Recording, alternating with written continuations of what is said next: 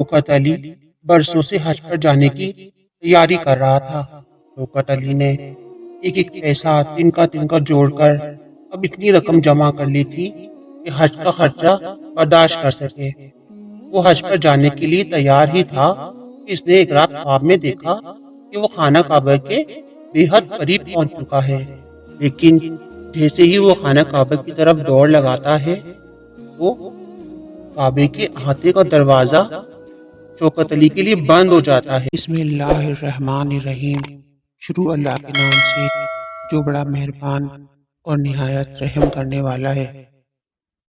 प्यारे दोस्तों, आज की वीडियो में हम आपके साथ एक बेहद खूबसूरत कहानी शेयर करने वाले हैं, इसलिए वीडियो को आखिर तक लाजमी देखना। इसी मुल्क के एक छोटे से गांव में एक सब्जी फरोश रहता था जिसका नाम शौकत अली था। शौकत अली बेहद ईमानदार और मेहनती इंसान था। पूरी फैमिली एक एक्सीडेंट में इस दुनिया से कूच कर चुकी थी। शौकत अली बरसों से हज पर जाने की तैयारी कर रहा था। शौकत अली ने एक एक पैसा तिनका तिनका जोड़कर अब इतनी रकम जमा कर ली थी कि हज का खर्चा बर्दाश्त कर सके। वो हज पर जाने के लिए तैयार ही था कि इसने एक रात ख्वाब में देखा कि वो खाना काबा के बेहद करीब पहुंच चुका है।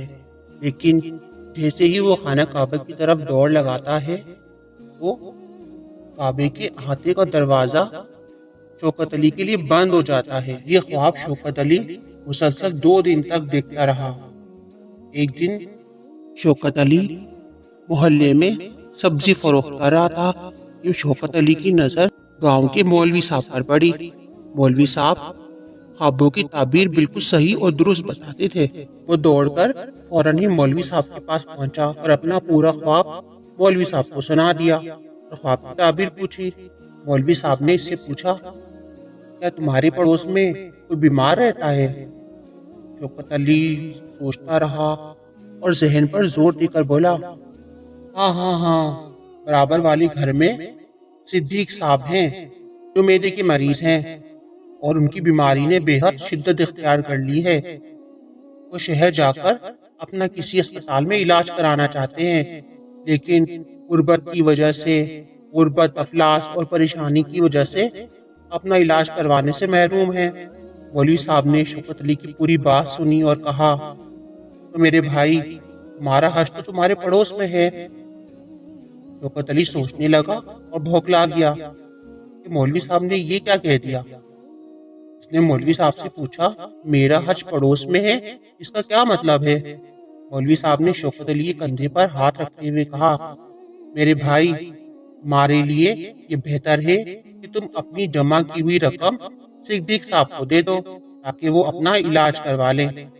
ऐसा मुमकिन है कि तुम्हारी इस नेकी से तुम्हें हज जितना सवाब मिल जाएगा। शौकत अली ने खुश होते हुए कहा, मौलवी साहब, क्या ऐसा मुमकिन है? मौलवी साहब ने उंगली ऊपर उठाकर कहा, अल्लाह से उम्मीद है कि वो तुम्हें इस नेकी का हज के बराबर ही सवाब देंगे। शौकत ने मौलवी साहब की पूरी बात सुनी और खुशी खुशी घर गया और अपनी जमा की हुई रकम उठाई और सिद्दीक साहब के दरवाजे पर दस्तक दी और खुशी खुशी अपनी जमा की हुई रकम सिद्दीक साहब के हवाले कर दी। सिद्दीक साहब भी हैरान हो गए कि शौकत अली को क्या हो गया है। शौकत अली ने कहा, ये जनाब आपकी बीमारी के लिए है, आप जिस अस्पताल में भी इलाज करवाना चाहते हैं बेझिझक होकर अपना इलाज करवा लें। सिद्दीक साहब कहने लगे, लेकिन शौकत अली, हमने तो ये रकम अपने हज के लिए जमा की थी।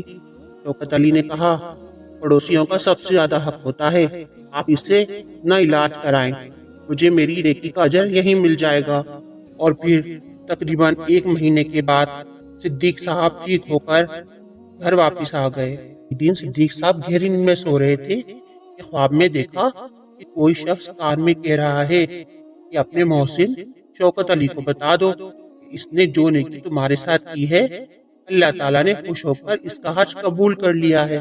मेरे प्यारे बहन भाइयों, इस तरह शौकत अली का ख्वाब भी सच हो गया और उसका हज भी कबूल हो गया। तो प्यारे दोस्तों, ये थी हमारी आज की बेहद खूबसूरत कहानी। उम्मीद है आपको हमारी कहानी पसंद आई होगी। अगर आपको हमारी कहानी पसंद आई है तो वीडियो को लाइक, शेयर اور چینل کو سبسکرائب لازمی کرنا۔ ملتے ہیں اگلی کہانی کے ساتھ، جب تک کے لیے اللہ حافظ۔